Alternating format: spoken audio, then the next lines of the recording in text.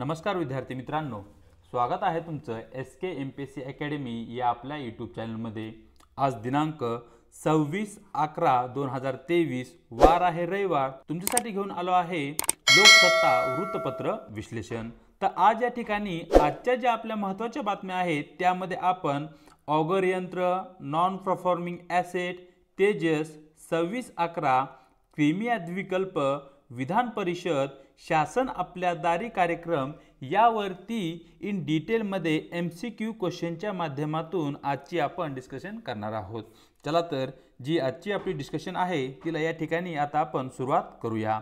या ठिकाणी जी पहिली न्यूज आहे ती ऑगर यंत्रा संदर्भात आहे। न्यूज अशी आहे, बचाव कार्यात अडथळ्याची मालिका।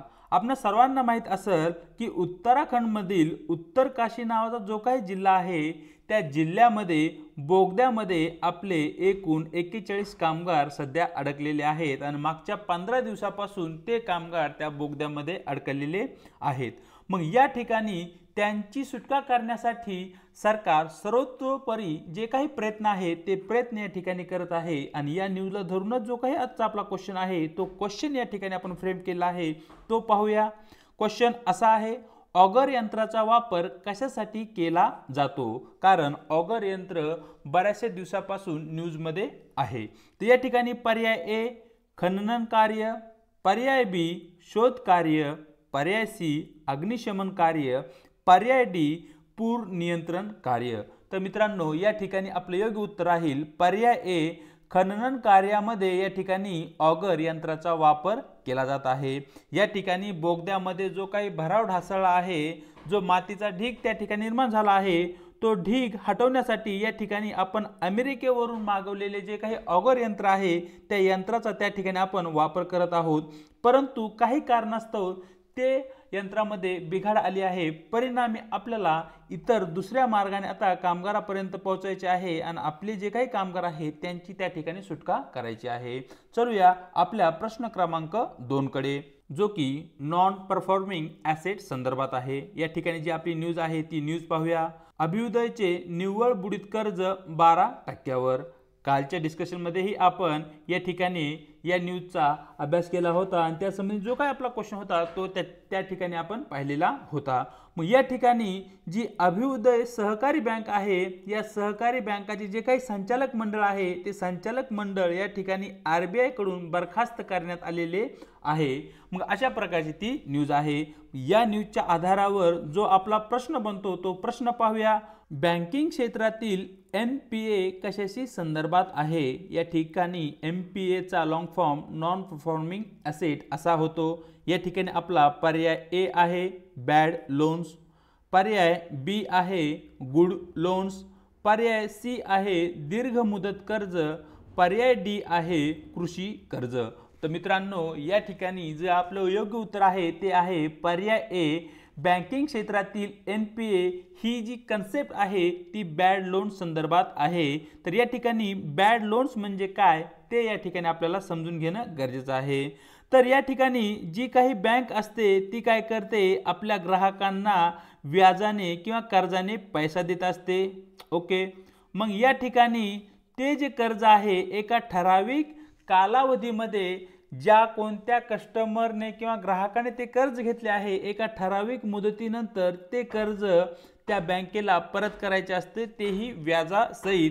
परंतु कोण्या कारणास्तव किंवा कोण्या एका कारणास्तव ती जी X नावाची व्यक्ती आहे जिने की बँकेचं लोन घेतलं आहे ती व्यक्ती ते जे लोन आहे ती परत करण्यात असमर्थ ठरते। मग या ठिकाणी जी काही अमाउंट आहे तिला आपण NPA असे म्हणतो, म्हणजे नॉन परफॉर्मिंग ॲसेट, म्हणजे अशी मालमत्ता जी की सध्या परफॉर्म करत नाहीये म्हणून तिला आपण NPA नॉन परफॉर्मिंग ॲसेट असे म्हणतो। पाहूया आपला प्रश्न क्रमांक 3 जो की तेजस संदर्भात आहे।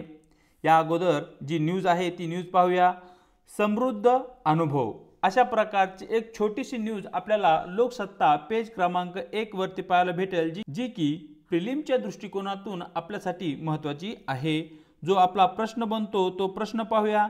भारतीय संरक्षण दलाशी संबंधित तेजस काय आहे? या ठिकाणी पर्याय ए लढाऊ विमान, पर्याय बी पाणबुडी, पर्याय सी विमानवाहू नौका, पर्याय डी रणगाडा। तर मित्रांनो या ठिकाणी आपले योग्य उत्तर राहील पर्याय ए लढाऊ विमान। तेजस हे भारतीय बनावटीचे लढाऊ विमान आहे। भारतीय बनावटीचे म्हणजेच भारतामध्येच या विमानाची निर्मिती करण्यात आली आहे, म्हणून याला आपण स्वदेशी बनावटीचे लढाऊ विमान असेही म्हणतो। चलूया आपल्या प्रश्न क्रमांक 4 कडे, जो की 26/11 संदर्भात आहे। न्यूज अशी आहे, शहराची सुरक्षा व्यवस्था सुधारली, धोका मात्र कायम। अशा प्रकारची न्यूज आपल्याला लोकसत्ता पेज क्रमांक 1 वरती पाहायला भेटेल, जी की प्रिलिमच्या दृष्टिकोनातून या ठिकाणी आपल्यासाठी महत्त्वाची आहे।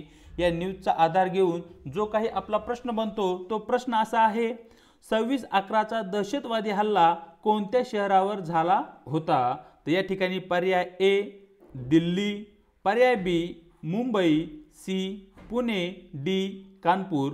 तर मित्रांनो तुम्हा आम्हाला सर्वांना माहित असेल की 26/11चा जो काही दहशतवादी हल्ला झाला होता तो आपल्या मुंबई या शहरावर झाला होता, ज्या ठिकाणी ताज हॉटेल असेल, ओबेरॉय हॉटेल असेल किंवा जे काही आपलं छत्रपती शिवाजी महाराज रेल्वे स्टेशन आहे, ज्याला की आपण CST म्हणतो, त्या ठिकाणी हा दहशतवादी हल्ला झाला होता, ज्यामध्ये बऱ्याचशा निरपराध नागरिकांचा बळीही गेला होता। आणि त्या ठिकाणी 2 ते 3 दिवस दहशतवाद्यांनी ताज हॉटेलवर या ठिकाणी ताबा मिळवला होता।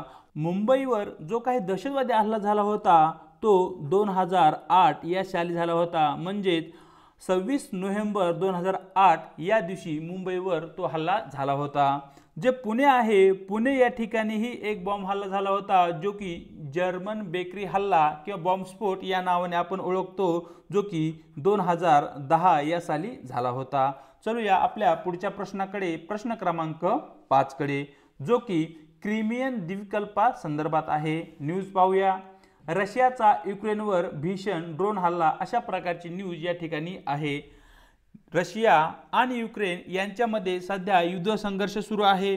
मग या न्यूजचा आधार घेऊन जो आपला प्रश्न बनतो तो प्रश्न असा आहे, 2014 साली क्रिमियन द्वीपकल्पावर कोणत्या देशाने ताबा केला? अशा प्रकारचा आपला प्रश्न आहे, ज्या ठिकाणी पर्याय ए युक्रेन, पर्याय बी रशिया, पर्याय सी सीरिया, डी चीन। तर मित्रांनो या ठिकाणी आपले योग्य उत्तर राहील पर्याय बी रशिया या देशाने 2014 साली युक्रेनचा जो काही क्रिमिया द्वीपकल्प आहे या क्रिमिया द्वीपकल्पावर या ठिकाणी ताबा मिळवला होता। आणि खाली मॅपमध्ये तुम्ही हा जो पोर्शन पाहत आहात हा आहे क्रिमिया, जो की युक्रेनच्या साऊथला आणि जो काही रशिया आहे त्याच्या पश्चिमेला तुम्ही पाहू शकताय।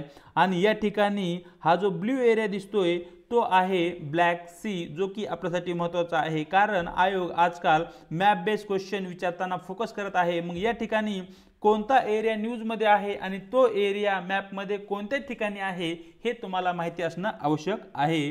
पाहूया प्रश्न क्रमांक 6, जो की विधान परिषदे संदर्भात आहे।